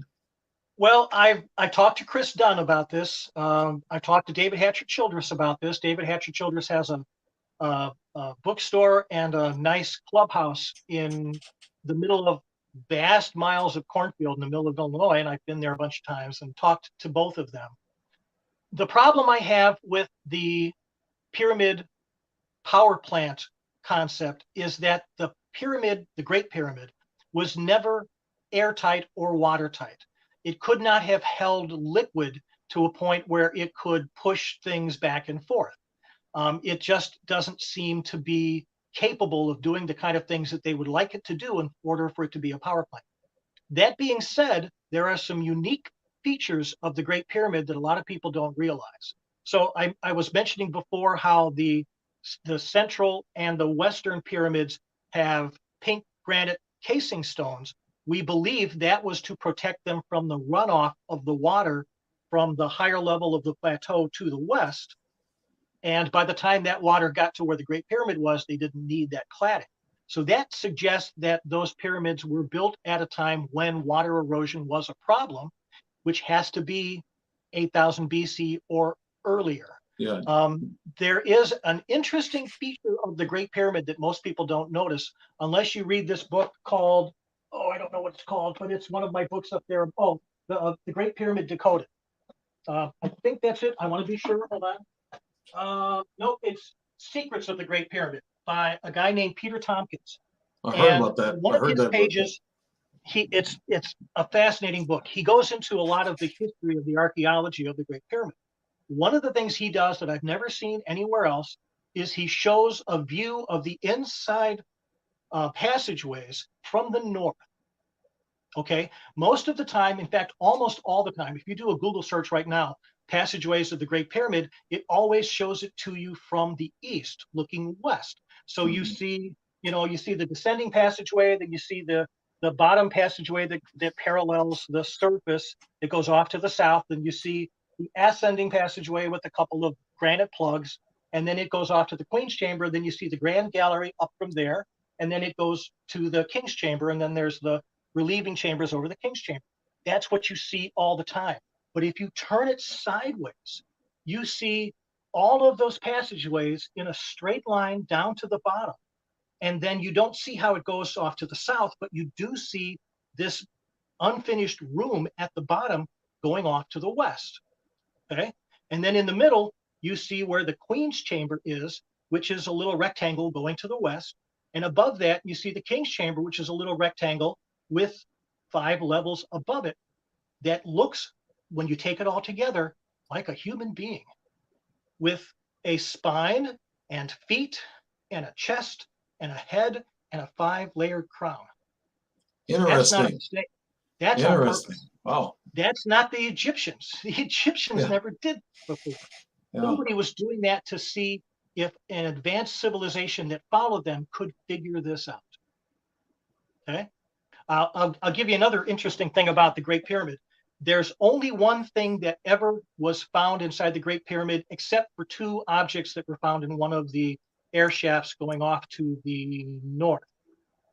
The only thing that's ever really been in there that we know of for certain is the empty sarcophagus in the King's Chamber, which used to be in the middle of the room. It wasn't pushed off to the left side. It was right in the very middle. And we think it had a top on it. It had a cap, but we've never found that. There was an interesting fellow who did a YouTube video a couple of years ago that I found fascinating, where he suggested maybe somebody snuck into the Great Pyramid, found the lid for the sarcophagus, and decided, we want to prove that we were in here, so they wanted to take that with them. The sarcophagus itself was too heavy, so they just took the lid. The problem was they couldn't bring it down the ascending passageway because there's these granite plugs. So they got as far as they could where the granite plugs were, and then they dug off to the side and then dug straight out. And that's what we now think is the entrance passageway, but it was really an exit passageway. And 2 of the elements in that passageway seem to bear that in mind. One of them is that when you go out to the west and then turn to go north, it makes an exaggeratedly big turn, like bigger than it would need to be if it's just a couple of people walking out. When did that happen, as David? you're going to the east, or sorry, when you're going to the north, there's this giant block that they just couldn't cut through. So they cut around it, but just enough for maybe 1 or 2 people to pass, and just above it. So if you're carrying something out that's rectangular, you could carry something not like this, but either like this or like this. Mm-hmm. And that would be the lid of the sarcophagus. So when did this happen? Does this happen thousands of years ago? Well, no, we believe that there was an Arab leader by the name of Al-Mahmud who did this around 800 AD. But it's not clear if he was the one that dug this out or if he just claimed to have dug it out. It's possible it was his father too. There's some legends that say that he is the one that popularized it. He didn't just do it. He was just the first one that talked about it. Okay. Now, fast forward to the year 2010. So in 2010 in Egypt, there is the Arab Spring, which is going on not just in Egypt, but in Libya and a bunch of other countries in Africa and other places. And the civil unrest is so bad that you can't count on the police or the military to protect anything. So civilians actually had to make a human chain around the museum in Cairo to protect it from being looted. One night, according to this story, which I have had confirmed online, there was a group of people that showed up dressed in military gear, all in black, carrying weapons, but with no identifying insignia of any kind, with heavy equipment. They located a specific site near the Great Pyramid that was rectangular, that was buried in a shallow area under the sand, dug whatever it was up, put it on a big truck, and got the hell out of there. There was a story that I read back in 2010 online that showed a before and after satellite picture where the locals described what they saw, and this area where there used to just be flat sand, and next to it there's a shallow rectangular opening. And I think somebody found the lid for the great sarcophagus. You think it was the lid? I heard that story before, but I never really found out exactly what it was, David. So it took me years, but I finally found some people online who admitted that, yes, they had heard this story from the locals. Yes, it appeared to be a bunch of guys dressed in black. And yes, they did have weapons and gear, but nobody knows exactly, who they were. So in my second novel, I've got a series that's going to be under the name The Eternal Horizons Stories. The first one's subtitled On the Trail of the Templar Treasure. In the second one, I'm going to use this event, and if it turns out it's true and somebody wants to shut me up, maybe they'll tell me what the real thing is, and then I can pretend like, oh yeah, I knew about it all along. Yeah, sure. Okay. Now that we see that Oak Island is one of the #1 shows, and they talk about they're actually getting into the Knights Templar doing all this. They're finding out more and more. Now you're into the Knights Templar. Matter of fact, you're part of your address is Templar, whatever. But I won't get into that. But tell us about the Knights. I'll give it to you. It's templarscribe2@gmail.com. Okay, all right. Send me your questions. Send me your stories. Yeah, I didn't know. Send me your agent referrals. Yeah. I need an agent. I could take one or two right now. Okay. So now tell us about the Knights Templar, David. How much time do we have? Do we have another 2 hours? No. 13-minute version. No, okay, we'll make this a quick version. So a lot of people think the Knights Templar formed up, went to Jerusalem, played around, and came back. And it's much more interesting than that. Bernard of Clairvaux picked 2 knights who had served during the First Crusade that liberated Jerusalem in 1099. He picked these 2 veterans and sent them back to Israel, sent them to Jerusalem to do reconnoitering. When they came back, they hired at least another 7 knights and an unknown number of men-at-arms, sergeants, scribes, clerks, maybe some priests, and went back to the Holy Land and asked the first king of Jerusalem, who I think was Baldwin I, hey, we would like to hang out here. We don't really want to do any fighting. We just want to hang out around the Temple Mount. And Baldwin basically said, get out of here. I'm trying to run a war. I'm trying to protect this place. If you don't want to fight, I don't need you. Baldwin then died a mysterious death through poisoning. Baldwin II, when he was asked the same thing by the Templars, said, sure, guys, whatever you want. I don't want to have any trouble. Please leave me alive. They were given command of the Al-Aqsa Mosque, which is a building on top of the Temple Mount to the south side, which is directly above this giant natural cave called the Cave of Solomon, or the Stables of Solomon, where supposedly he kept horses. We know from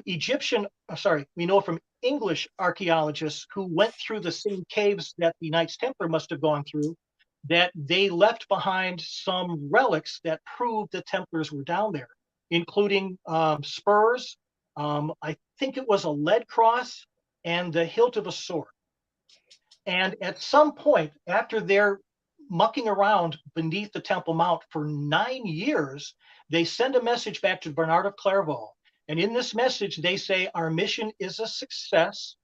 We are returning, and we have placed a guard on our train, meaning their wagon train, to protect us from all challengers, both earthly and ecclesiastical. Temporal and ecclesiastical was their terms, meaning that whatever they brought back was not only valuable to, thieves and robbers, but also valuable to the church.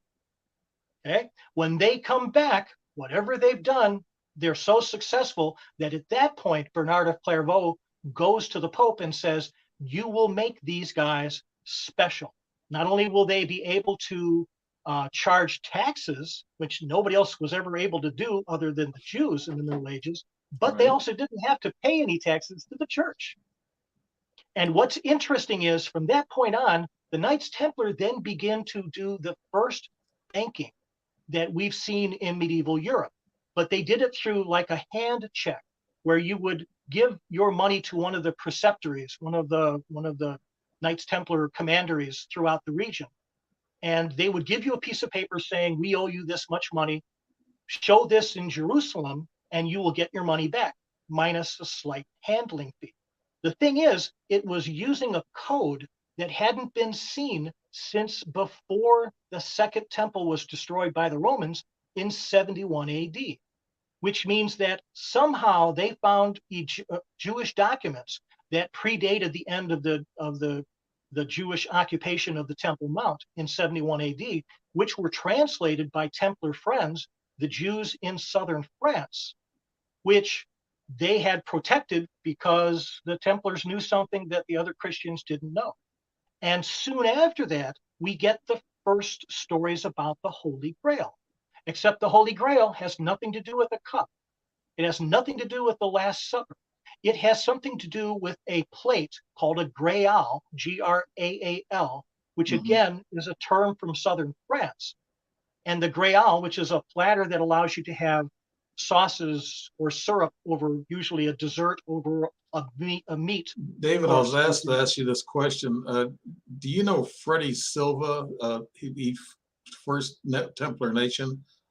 He had that, I guess he wrote that book about it, and that they were in Jerusalem for a long time before the Templars even got there. Before they were the Templars. Yeah. Yeah.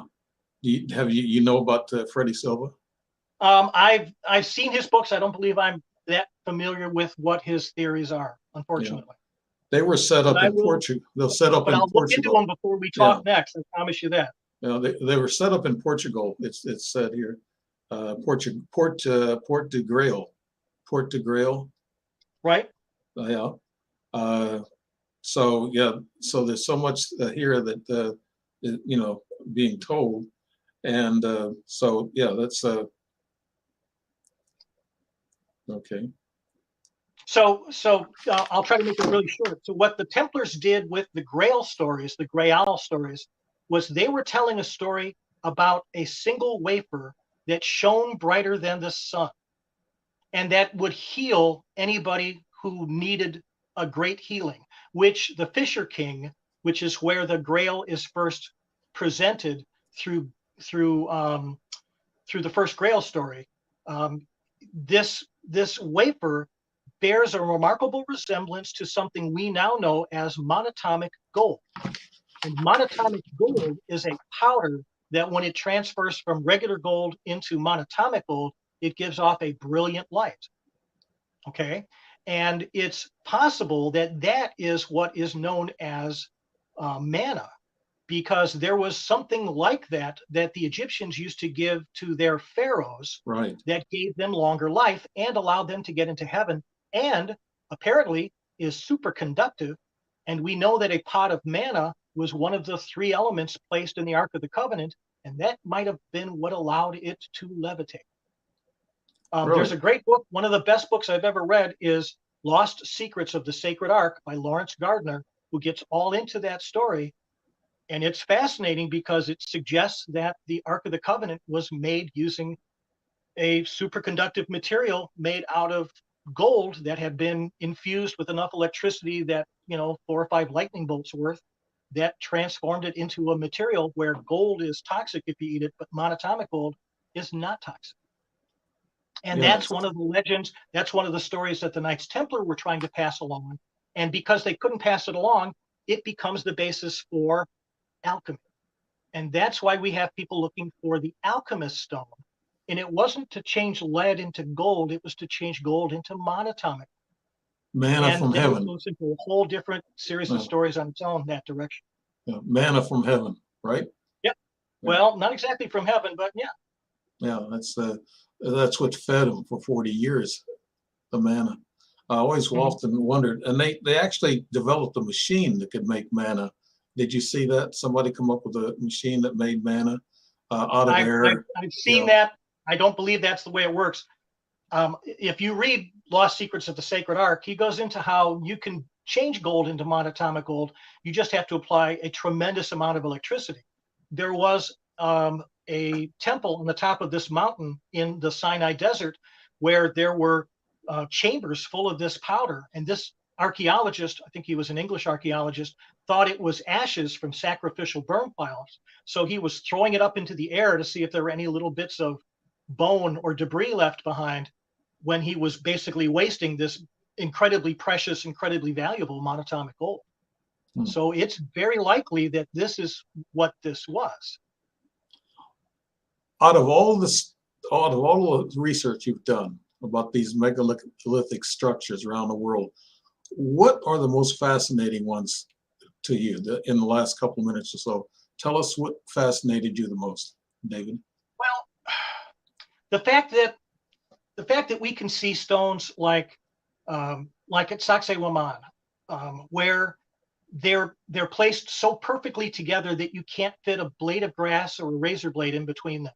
Yet they have curving lines. Some of them are beautifully curving lines, and there's no way to do that with any instrument that we know of other than something like a laser cutter. The other thing that's really interesting is not far from Sacsayhuaman in Cusco is a place called the Coricancha, which is supposedly the navel of the world. Oh, let me get to this real quick. I'll try to do this in 60 seconds or less. All right. The second object that the man and woman, the children of the sun, carried with them from Lake Titicaca was a golden staff that supposedly would show them where their holy city was to be founded. Okay, so they would walk north. They walked all the way from Bolivia into the middle of Peru to found Cusco by pushing this staff into the ground. And if it didn't go in, they knew it wasn't the right place. And at one point, it sank completely into the ground, and that was going to be their holy city. And that's where Cusco was founded. The interesting thing about Cusco is it's directly in between, on a straight line between Giza and Easter Island. Except Easter Island is 2,000 miles off into the Pacific. And it's almost impossible that anybody from Peru ever knew that that island existed. There's nothing near it. But we now know that that Easter Island has the same type of megalithic stonework that you find at Cusco. So somebody knew that Easter Island was there, and somebody knew where Giza was, and they had these people walk until they were right in between those 2 points and told them, make your city right there. So they were specifically putting that city on a straight line that stretched for, 5,000 miles. Okay, we're just about at the end of the show. I want you to tell people where they can find out your information and any websites or books that you're working with, David. Well, if you go to vocal.media and look for David White, there are 2 David Whites on that site. One of them has 1 story, one of them has like 30. I'm the guy with the 30 stories. You can find me on networkisa.org. It's the International Screenwriters Association. I have a book called Eternal Horizons on the Trail of the Knights of the Templar Treasure. Like I said, any agents want to hook me up with a good representation, I'm always down for that. You can also send me questions. I don't have no problem. TemplarScribe2, number 2, @gmail.com, all one word. Okay, maybe you can help me with this sci-fi book that I'm writing. You might be able to write a screenplay for it. I needed it. It's my 4th book. Okay, I don't have 35 other projects I'm working on. Yeah, I know. You're okay. You're not too busy. Okay, but I'm busy just with what I'm doing. But we're going to close the show out after this, and you've been listening to United Public Radio Network, FM 105.3 and 107.7 globally from beautiful New Orleans, and Strange Reality with Dave Emmons and my terrific guest, David Thomas White. And he's a great guy, knowledgeable. I mean, he just rattles this knowledge off. I just love it. You just come out with all this information. Thank you so much, David, for being on the show. And we want to wish everybody a good night. Hope you enjoyed the show. You get a chance to watch this. Do so. Thank you very much.